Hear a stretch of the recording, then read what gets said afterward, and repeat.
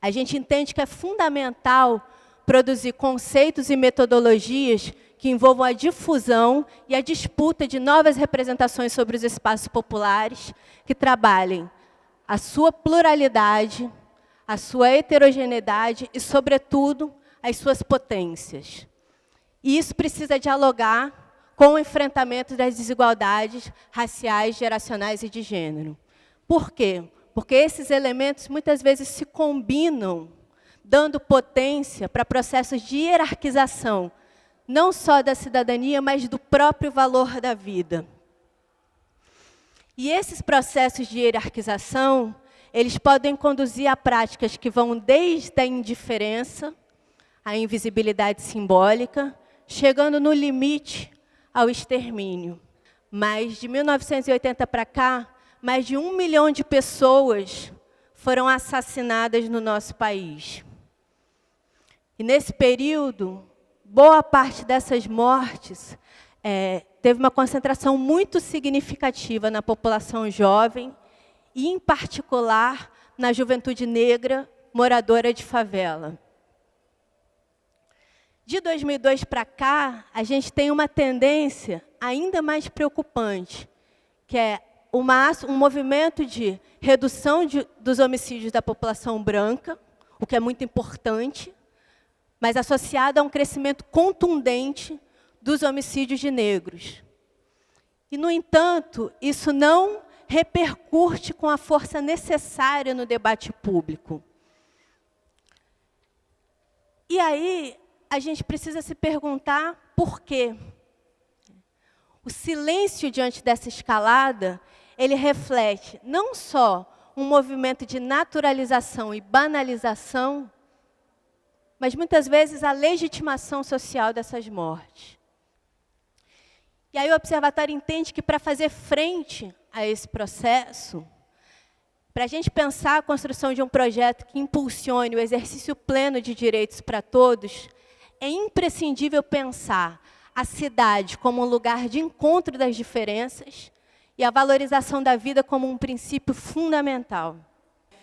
Bom, num dado geral, o universo geral da pesquisa, a gente mapeou em 2013 e 2014 118 veículos de comunicação alternativa, comunitária ou popular. Lembrando que no Rio de Janeiro tem muito mais veículo do que isso, né? Isso foi o que a gente fez no mapeamento. A gente primeiro pegou os dados que já tinha do MIDI Favela, né? Retomamos o contato com esses veículos e depois descobrimos novos. E aí, desses 118, 70 responderam a um instrumento de pesquisa, um formulário, onde a gente, além das características gerais dos veículos, a gente também perguntava como é que eles entendiam a questão da comunicação articulada com as ações de enfrentamento ao racismo. Os veículos que começaram na década de 2000 não sobreviveram. Dos 73 veículos que a gente tinha, 24 desapareceram. E alguns não desapareceram, mas criaram outro formato. Ou migraram para a internet, ou mudaram a periodicidade, ou o alcance também reduziu muito. Mas é um número expressivo, né? De 73 veículos, 24 deixarem de existir. A gente realmente precisa discutir a democratização dos meios e a sustentabilidade. Não existe uma política pública de comunicação que garanta a sustentabilidade, em especial, dos veículos alternativos. Isso é um dado que, para a gente, é muito grave, porque a gente sabe que as pessoas fazem comunicação de guerrilha, né, como chamam, elas colocam suas páginas no ar, mas, ainda assim, elas não têm como garantir a permanência, a continuidade disso. A equipe de comunicação dos veículos são 386 pessoas. A participação das mulheres, como eu já falei, é superior ao dos homens. A composição racial ainda é um desafio, porque, de um lado, a gente tem uma total de negros e negras de 156, e homens e mulheres não negros são 230. É uma diferença considerável, né, que a gente ainda tem. Os homens negros, eles têm aproximadamente 40% de formação técnica, que isso também é um desafio. No MIDI Favela foi uma das coisas que a gente também trouxe para o Justiça Racial, a questão da formação técnica. Não que a gente considere de extrema importância, mas tinham pessoas com formação muito, digamos, com pouca formação, ensino fundamental, ensino médio, que tinha uma trajetória grande no campo da comunicação e trazia discussões que na mídia convencional, como a gente chama, talvez não são tão presentes. Então, isso é um dado que a gente também queria destacar. Na questão da representação, da discussão sobre favela e espaço popular, dos 69 veículos que responderam essa questão, 65 discutem a questão da favela e dos espaços populares. E aí são os mais variados temas. Tem violência, tem educação, tem questão de gênero, tem meio ambiente, que é um dado que a gente também trouxe para 2014. Agora, a questão racial ainda é um desafio, ainda assim, nos meios de comunicação alternativa, também, né? Porque de 69, 19 tem a temática racial como eixo principal e 50 não tem. Isso chama atenção, está até nessa apresentação, porque quando a gente faz um mapeamento, um levantamento dos dados dessas regiões onde estão os veículos, né, então são regiões onde, segundo o IBGE, a maioria da população é negra, é composta por jovem e tem dados expressivos de violações de direitos. E aí, quando você vê que a questão do espaço popular está ressaltada, mas a questão racial não, existe uma quebra no diálogo sobre esses dois temas, né, que é um desafio que o Observatório se propõe a discutir desde sempre, até como a Raquel trouxe nos dados da JMV e outras experiências. Nenhuma, como eu já falei aqui, nenhuma iniciativa hoje tem um apoio especificamente voltado para a comunicação alternativa ou popular. 75% dos colaboradores são voluntários, né, 75%. Então, assim, tem muita gente fazendo comunicação sem nenhum tipo de recurso, enfim, salário, de investimento. Agora, tem uma coisa que é muito interessante, que o fato dos veículos existirem e terem posicionamentos muito específicos, eles também são uma forma de contrapor a mídia convencional, né, e de ter uma difusão de discurso. Esses dois tópicos têm uma importância para a gente muito forte, que tem até um capítulo especial na publicação, que é a questão da mídia ninja, né, que ela, realmente, do ano passado para cá, a gente fez um capítulo sobre eles, porque é uma experiência que, de tudo que a gente já tinha de comunicação, de contra-hegemônico, toda a discussão, a mídia ninja ela conseguiu mudar um pouco esse cenário, né, não é definitivo, mas, enfim, a gente vê essa importância. E, no que se refere à questão das políticas públicas, tem um dado importante: o Observatório, no ano de 2011, ganhou um prêmio do Ministério da Cultura, que era o Ponto de Mídia Livre. Foi o único prêmio que o Ministério da Cultura lançou, não foi no campo do Ministério das Comunicações, que tem uma discussão sobre o direito à comunicação, e nunca mais teve nenhum edital nessa linha. Hoje a gente tem editais de premiação, né? A gente tem editais de proposição de projetos, e muitos veículos acabam fazendo esses editais no campo da comunicação. E aí tem um outro ponto que volta, que é das 46 iniciativas de comunicação que articulam a temática racial, violência é a questão mais recorrente.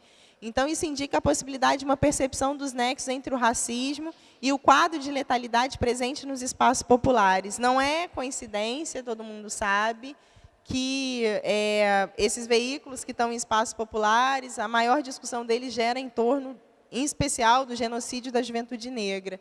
A gente pode detectar isso também. Gil, pode ir. Mas o que eu acho mais legal do Guia Cultural de Favelas está sendo lançado nesse momento, eu acho, do Brasil, e mais ou menos dessa discussão que a gente tem empreendido, é o quanto que a gente entende que os dados que a gente gera, e eu acho que os dados da pesquisa de direito à comunicação e justiça racial, são dados muito importantes para a gente disputar o que a gente está entendendo como uma cidade mais democrática, mais justa. Então, a nossa vontade é transformar todos esses dados que o Observatório tem captado e tem gerado em dados públicos, abertos, onde a gente consiga usar eles para a democratização da comunicação e da cultura, para um entendimento mais amplo ainda do que a gente entende sobre isso. E esse processo de democratização que a gente conquista agora, na nossa vida, no nosso dia, isso é um processo que é um desafio para a sociedade civil. Ele não vem, são conquistas. E se são conquistas, nós somos protagonistas dessa conquista. Combater o racismo e a violência letal causada pela essa concepção racista, por essa cultura racista que a gente carrega nas relações, é algo para agora. Porque no centro disso, nós estamos combatendo o racismo como cultura, como as relações humanas que existem, que predominam na sociedade. E Então, o que exige mudança, que são desde as políticas públicas que o Estado precisa alterar e colocar, mas não colocará por iniciativa do próprio Estado sem a nossa provocação, organização e conquista. A gente não pode ter essa ilusão. Por mais democrático que seja, quem esteja administrando um Estado numa determinada época, vive num mundo de ideologias e de instituição. Vive num mundo de regras. Cabe a nós, da sociedade civil, construir uma potência cada vez mais superior que possa construir conquistas nesse processo. Essas conquistas, elas precisam ser construídas, conquistadas e mantidas. Ou seja, nós precisamos fazer da comunicação não um espaço em que a sociedade seja telespectador de um polo, de polos que mandam notícia, mas que a sociedade seja quem envia notícias, quem envia ideias, que seja protagonista dessa notícia criada, dessa ideia criada, dessa ideia enviada. Vamos mudar os polos, vamos misturar os polos. Esse é um desafio nosso. Essa nova tecnologia tem que ser usada para a gente, para potencializar a nossa força de fala.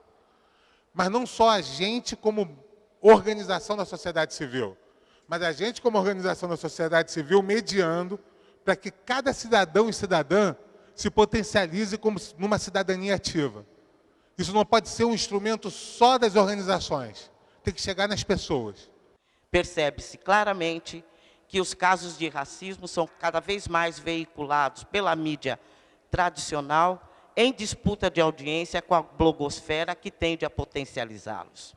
Notadamente, a internet é um instrumento que vem permitindo ao campo antirracista acessar um patamar mínimo de direito à comunicação e fazer a disputa de sentido acerca das relações raciais no Brasil. Então, o problema da mídia se coloca na chave do problema da democracia. O problema do acesso à mídia se coloca no problema da chave de quem tem acesso à voz, de quem tem acesso a transformar as suas demandas em demandas socialmente, publicamente validadas. Em um terço das telenovelas que foram levadas ao ar desde o início dos anos 60 até o final do século XX, em um terço das telenovelas não aparecia o negro nem como figurante passante na rua.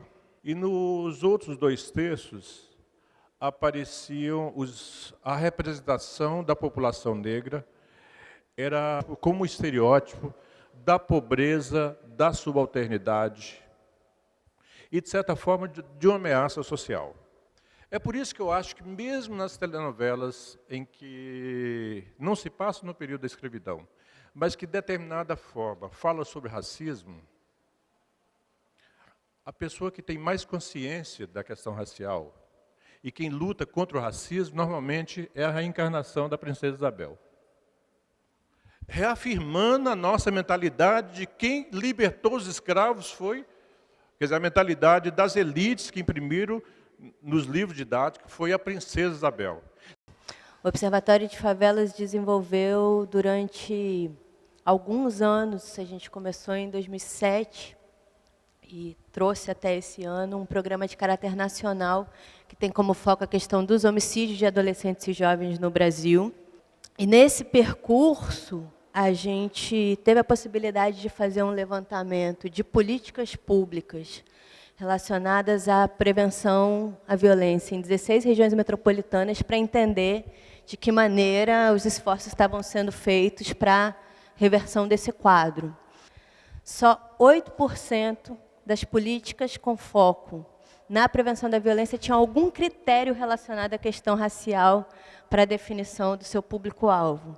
Isso foi o que moveu a necessidade de construir depois uma campanha que foi a Juventude Marcada para Viver, para articular uma ação mais potente nessa linha da disputa de novas representações, para dizer que a gente quer muito mais do que a afirmação do direito à vida.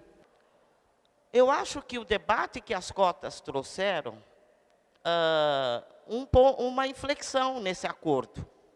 E a inflexão está na possibilidade que as cotas mostraram de produzir deslocamentos numa determinada hierarquia social, numa determinada estrutura de acessar as oportunidades sociais. Ninguém se incomodava que 97% dos cursos universitários eram apropriados pelas pessoas brancas. Isso nunca incomodou ninguém. Mas a possibilidade de negros poderem acessar massivamente, esse que é o principal ativo de mobilidade social da sociedade brasileira, que é o ensino universitário, isso produziu um tipo de ameaça e deslocamento que fez esse racismo, que era sutil, velado, né, escamoteado, perder o seu lugar. Então, portanto, o racismo ele é funcional no modo de organização de uma divisão social do trabalho, que vai valorizando determinadas posições, desvalorizando outras posições, que vai remunerando melhor determinadas posições e não remunerando melhor outras posições.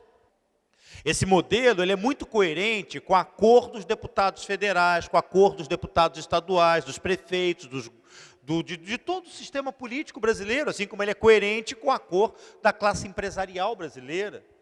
No fim do século XIX, os intelectuais diziam que os negros estariam exterminados até 2015.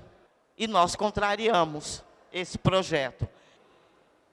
E nós, como sobreviventes, que somos da forma mais brutal de opressão, que é o que algum povo nesse mundo conheceu, que foi o processo da escravização africana, da qual nós somos descendentes, podemos dizer, a partir dessa experiência brutal, perderam. É uma questão de tempo.